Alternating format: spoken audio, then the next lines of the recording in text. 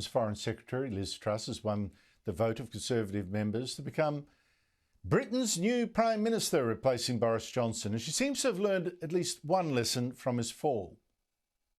I campaigned as a Conservative and I will govern as a Conservative. Now, that said, Truss did pay tribute to Johnson, who was sacked by his colleagues for lying and going to office parties during the lockdown. But the weak applause did seem a bit embarrassing. Boris, you got Brexit done. You crushed Jeremy Corbyn. You rolled out the vaccine and you stood up to Vladimir Putin. You were admired from Kiev to Carlisle.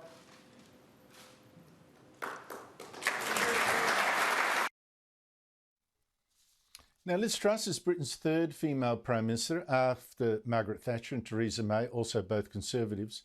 But already the identity police are after her for being white. Because, of course, the man she beat in this vote of Conservative members was Rishi Sunak of Indian descent. And one presenter of a BBC talk show, for instance, was not impressed, said a brown friend of hers was upset, and so was one of her callers. And he said, if you ask me, it comes down to race. And I just thought, which is why we're talking about it today. But unfortunately, you know, the Tory party can't get over the his brown colour. Joining me from London is Tom Slater, editor of Spiked Online. Tom Slater, good to catch up with you. The identity police are still complaining that now a white woman won. I thought this was something to celebrate, but there you go. My question to you first is whether the right person won. That is the main question, as you say, whatever the woke whingers will happen to focus on. And I think the jury's still out on that. I mean, Liz Truss had a quite decisive victory, but she had a very bumpy campaign in some respects. She began kind of engaging in the kind of quite lame Thatcher tribute act, even dressing up as her at certain points, which, regardless of how you feel about Margaret Thatcher, it betrays a certain dearth of ideas, shall we say, not least the fact that a lot of Tory voters these days are people in the North and the Midlands for whom Thatcher is still an expletive, essentially. But she did improve, and whilst I think there are still a lot of questions as to whether she can rise to the challenge of this moment, resist the elements in her party who want to stop her taking the kind of action that will need to be taken to tackle this energy crisis, the jury is still out at this point. Now, what I find fascinating, and look, this is really about identity politics, I've got that, but is it just that?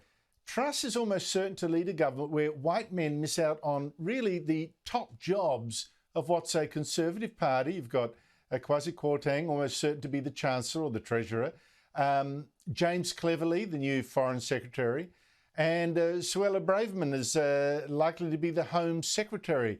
It's quite remarkable. What does this tell you? I think it tells me that the narrative is colliding with the reality, not just this incoming government, but Boris Johnson's government as well. There was this idea that it was the most bigoted and racist ever. I mean, one of the heads of our leading race equality think tank said it was pushing a white nationalist agenda. Well, if that's the case, they're not doing a very good job of it. I mean, even in the previous government, when Kwasi Kwarteng becomes the Chancellor this evening, as everyone expects to be the case, he will be our fourth ethnic minority Chancellor in a row, all of them Conservatives, all of them over recent years. And not only is this kind of racial politics really unpleasant and wrong, there's a even more poisonous underside to it that we've seen in recent years, which is these cabinet ministers or just ethnic minority Conservatives or even just anti-woke ethnic minority people in public life are subjected to the most incredible vitriol called Uncle Tom, said they're mouthing a white agenda. And all of that has really got to stop at this point. All of this nonsense weaponization of racial politics to try and bash the Conservatives, it's not only wrong, it's also deeply unpleasant. And you would hope that with this new cabinet, as you say, all of the main offices of state, none of which going to a white man, surely that's the point at which all of this should stop.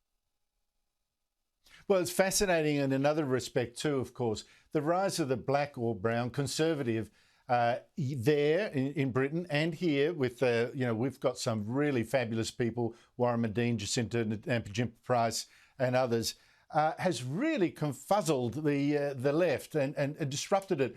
The idea being, of course, that minorities and immigrants naturally are the oppressed and therefore of the left. I think what we're seeing now is the strong counter to that, a lot of people who've done well in the minority groups have in fact just as likely to be conservative, in fact probably more conservative than a lot of the patronising whites. Completely. I mean, as a shock to absolutely no one who's genuinely fair-minded, ethnic minority citizens are human beings like anyone else. They have their own views, they have their own interests, they have their own experiences, and they're not owned by the woke left, which has been the perspective that has definitely we've seen in recent years. And what I find particularly fascinating is that even as we've had governments in recent years, different governments, but nevertheless kind of seen as part of the same trend, say Boris Johnson's Conservatives or Donald Trump's Republicans, you're still seeing more and more ethnic minorities going towards these administrations, voting for them, backing them. But the demonisation of those governments being incredibly intense. So it just completely explodes the narrative and completely explodes this idea that any section of politics owns ethnic minorities in that sense. It's a really poisonous idea, I think. Yes, the attraction that a lot in the Latino community had for Donald Trump was another thing that really turned the tables on the Democrats. But what is, getting back to the main game, what is Liz Truss's most urgent job now that she's Prime Minister? I mean, there's no prizes for guessing. It's getting a grip on this cost of living crisis, this energy crisis, trying to make clear that she can take decisive action in order to make sure that households are protected, that businesses don't all go to the wall unnecessarily. We're now starting to see reports leak out of her plan. She wasn't particularly forthcoming during the campaign of quite substantial intervention to try and keep people afloat. But I think the other thing she's really got to do, which she has talked about to her credit, is that it's also about the long term. It's also about making sure we never get into this hole again. And a large part of that is doing away with these green fantasies that in various Western countries we've been so gripped by for so long. The idea you don't need cheap, reliable and secure energy, that you can just continue to send all of this money towards expensive renewables that simply don't work at this point. But, given there's been a quite hysterical reaction even to her quite mild criticisms of net zero, she's definitely going to have a fight ahead of her on that front.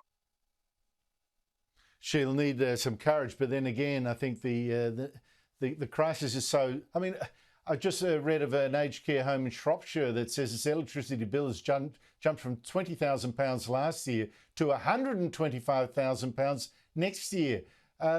That's more than $200,000 Australian a year just for electricity. You can't do that. People are really going to suffer. People can't pay that. So goodbye to the green fantasy, one would hope. Tom Slater, thank you so much for your time. Really appreciate it.